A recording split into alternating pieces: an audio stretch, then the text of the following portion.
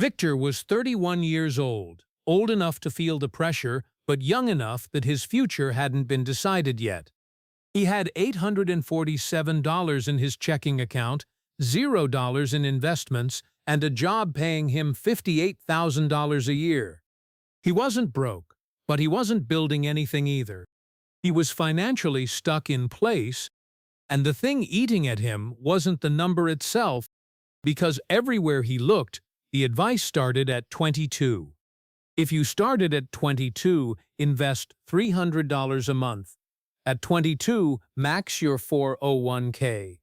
At 22, time is on your side. He wasn't 22, and he was starting to wonder if the window had already closed on him. It hadn't. And in this video, I'm going to show you exactly what the math looks like for someone who starts in their 30s with nothing and builds to $1 million. Not the fantasy version where you're suddenly pulling in $200K a year, the version that actually works in real life, with real numbers that work on a regular salary. By the end of this, I'll give you the exact monthly contribution you need to hit. And I'll tell you something about it that most personal finance content gets completely wrong. Before I get into the math, if you've ever looked at your account balance and felt that specific kind of dread, the one that sounds like, "I'm already too far behind," subscribe right now. The next several videos on this channel are built for exactly that feeling. We're not going to tell you to cut out coffee. We're going to show you the actual numbers and what you can do with them today. Subscribe so you don't miss any of it. Here's the most common thing I hear from people in their 30s who haven't started yet. "I'll start when I make more money." It sounds reasonable. It even feels responsible, like you're being smart by waiting until you're in a better position before taking the leap. But here's what that logic actually costs you. Two people both end up with the same $80,000 household income by age 35. The only difference is when they started investing. Person A started at 25. They put in $400 a month for 10 years, then stopped completely. Total contributed $48,000. Never added another dollar after that. Person B started at 35. They contributed $400 a month every single month until 65. 30 years of contributions, total put in $144,000, 3 times as much. Who ends up with more at 65? Person A, and it's not close. Person A ends up with roughly $1.1 million. Person B ends up with around $680,000. Person A invested less than a third of the money and still came out ahead by $400,000. That is compound interest working over time. The reason I'm starting here isn't to make you feel bad about where you are. It's to make you understand what's actually at stake in the decision in front of you right now. Not the decision to invest. You've already made that, or you wouldn't be watching this. The decision of when every month you wait isn't neutral. It costs you something specific. The question is whether you know what that something is. There's another thing most people in their 30s believe, and it's worth addressing directly before we go any further. They believe that the people building real wealth are earning significantly more than they are. That the $1 million portfolio is something that happens to people making $150,000, not $65,000. That belief is wrong, and the math is what proves it. Let's do the numbers for someone who is 30, 33, maybe 35, and starting from scratch today. I'm using a 7% average annual return. The S&P 500 has averaged around 10% annually over the last 50 years. I'm cutting that to 7% to account for inflation and to give you a floor, not a ceiling. If you're 30 years old and you invest $500 a month, by 65, you'll have approximately $925,000. If you're 30 and you invest $600 a month, by 65, you'll have roughly $1.1 million. If you're 33 and you invest $700 a month, by 65 you'll have about $1.05 million.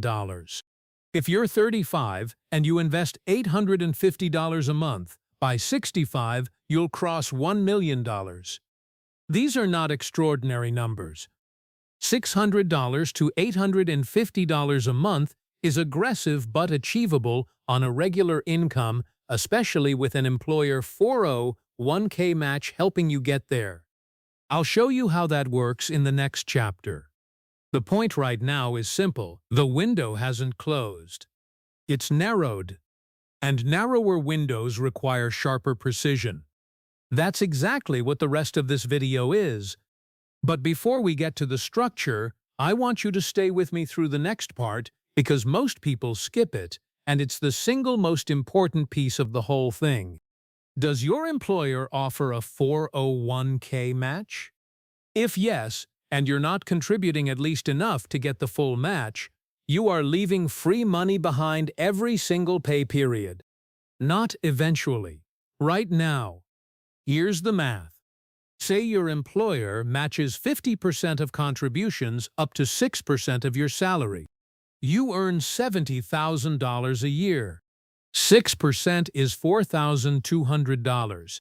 Your employer adds half, another $2,100, for free. That's $6,300 going into your retirement account before you've done anything beyond the basics. That employer contribution is a 50% instant return on your money. No stock, no index fund, no investment product on earth delivers that immediately. If you're not getting the full match, that's your first move. Before anything else in this video, before index funds, before the Roth IRA, go get your full employer match. Every dollar of it. The rest of the strategy builds on top of that. Most people in their 30s who are starting from zero make one of two mistakes. Either everything goes into a savings account because it feels safe, or they open a brokerage account and start picking stocks because they saw something interesting online. Neither of those is the answer. Here's the structure that works. Account 1, 401k. Contribute up to the full employer match. That's your floor. We already covered why. Account 2, Roth IRA. For 2026, the contribution limit is $7,000 a year, about $583 a month. For most people in their 30s on a middle income, the Roth is better than the traditional IRA because you're likely to be in a higher tax bracket in retirement than you are now. You pay taxes today on money that then grows completely tax-free. No taxes when you take it out in 30 years. Account 3, taxable brokerage account. Whatever is left goes here. No tax advantages, but no contribution limits and no restrictions on when you can pull money out. Flexibility matters across decades. The order is simple. 1. 401k to the full employer match. 2. Roth IRA to the max. 3. Taxable brokerage account with the overflow. If that order just clarified something you hadn't thought through before, tap the like button. It tells us the video is landing, and it helps us reach people who are sitting exactly where you were 10 minutes ago. This is where people spend too much time. What do I invest in? Index funds. Specifically, a total market index fund or an S&P 500 index fund, something like VTI, FSKX, VTSAX, or whatever equivalent your 401k plan offers. If your plan has a target date fund with a year near your expected retirement, that works too. It's a diversified portfolio in a single fund that rebalances automatically. Why not individual stocks? Why not a hot sector fund? Because you're not trying to get rich fast. You're trying not to be broke at 65. Those are different goals with different strategies. Every serious analysis of retail investor returns points to the same finding: the average person who picks individual stocks or tries to time the market underperforms a plain index fund. Not occasionally, consistently. Most of the time, over most time periods. You want to be boring and wealthy, not interesting and behind. There's also no prize for complexity. The people I know who built meaningful wealth over 25 years didn't do it with sophisticated strategies. They did it by automating contributions into index funds and not touching them when the market dropped. Simple, consistent, automatic. That's how real wealth is usually built. The three accounts and the index funds are your foundation. But there are a few moves that can accelerate the timeline without adding risk. Most people either don't know about them or assume they don't apply. The first is the HSA, if you have access to one. If your employer offers a high-deductible health plan with a health savings account, an HSA, that account is the most tax-efficient account in the entire American tax code. Contributions go in pre-tax. The money grows tax-free. Withdrawals for medical expenses come out tax-free. And after 65, you can withdraw for any reason, it just gets taxed like a traditional IRA. The 2026 individual HSA contribution limit is $4,300. If you invest that money instead of spending it and pay medical costs out of pocket when they're small, that account becomes a powerful retirement asset over time. Most people don't think of the HSA this way. They treat it as a healthcare spending account. It can be a retirement account. The second move is increasing your contribution every time your income goes up. This sounds obvious. Almost nobody does it consistently. The reason is lifestyle inflation. You get a raise, and within a few months your expenses absorb it. The fix is simple. The same week your raise takes effect, log into your 401k and Roth IRA and increase your contributions. Split the raise if you want. Half goes to your life. Half goes to investments. Done automatically, this adds up to hundreds of thousands of dollars over a working career. The third is income itself. I know that's less of a financial trick and more of a reality check. But it's worth saying plainly, the biggest lever you have is your income. Not your investment strategy, not your fund selection. Your income. A $15,000 annual raise that you route straight into investments does more for your retirement timeline than almost any investment side optimization. If your income has plateaued, that's worth thinking about, not as a judgment, but as a math problem. Every dollar increase in your monthly investment shortens your timeline. This is the point in a video like this where people either close the tab or open a spreadsheet. If you're reaching for the spreadsheet, subscribe. Every week on this channel, we put out the specific numbers and the exact steps, not the general motivational version. The one with the actual math you can use. Back to Victor, $847 in checking, $0 invested, $58,000 salary, 31 years old. Here's what actually happened. He didn't wait until he earned more. He started the month after he sat down and did this math himself. He contributed 5% to his 401k, enough to get the full employer match.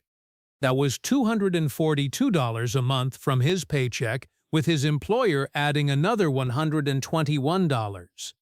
He opened a Roth IRA and set up an automatic transfer of $250 a month. Total going toward investments, around $613 a month. On a $58,000 salary, that hurt a little at first. He moved to a cheaper apartment, cooked more, and stopped buying things that didn't matter to him. Not because he was miserable, because he decided what he was actually purchasing with that money. And the answer was time. 3 years in, a promotion pushed his salary to $72,000. He immediately increased his 401k contribution to 8% and bumped his Roth IRA transfer to $400 a month. By year 7, he was earning $89,000. His accounts had crossed $130,000.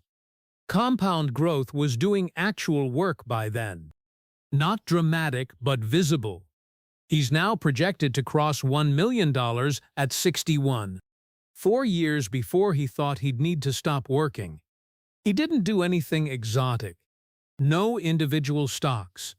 No leveraged ETFs. No real estate deals. He picked a total market index fund, automated his contributions, and increased them whenever his income went up. No secret strategy. No lucky break. Just consistent investing, disciplined decisions, and enough time for compound growth to do what it always does. I want to end with a number I think about more than almost any other number in personal finance. If you're 35 years old and you start investing $700 a month today at a 7% annual return, by 65, you'll have approximately $1.05 million. If you wait 1 year, just 1 year, starting at 36, that number drops to roughly $970,000. You left $80,000 on the table by waiting 12 months. Wait 2 years, and you're looking at around $900,000. 2 years of delay cost you $150,000. That is what procrastination actually costs. Not the monthly contribution you skipped, the compounded value of time you didn't give that money to work. The math doesn't care why you waited. It doesn't care that you were figuring things out, dealing with something else, or waiting for a better moment. Time passes either way.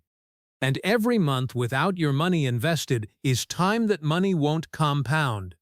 The good news, and there is real good news here, is that you're watching this right now. The opportunity is still in front of you. But the clock is already moving. Not next year, not someday. Today, here's what I want you to do before this video ends. Pull up your 401k portal right now if you can. Check your contribution percentage. Check whether you're hitting the full employer match. If you're not, increase it. Most plans let you do that online in under 5 minutes. Then, if you don't have a Roth IRA, open one. Fidelity, Vanguard, and Schwab all have no minimum to start. Pick a total market index fund or a target date fund. Set up an automatic monthly transfer, even if it's just $100 to start. The habit being set and the account being open matter more than the dollar amount in month 1. Then drop your number in the comments. How old are you and what's your starting monthly amount?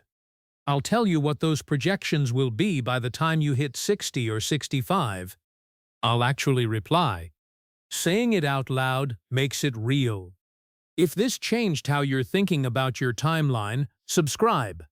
We're putting out a video every week. The real numbers, the real decisions, the ones that matter for people who didn't start at 22. The next video you'll want to watch goes into the one retirement account that most people in their 30s completely overlook, and it might be the most powerful account you have access to right now. It's not the Roth IRA. It's not the 401k. I'll see you there.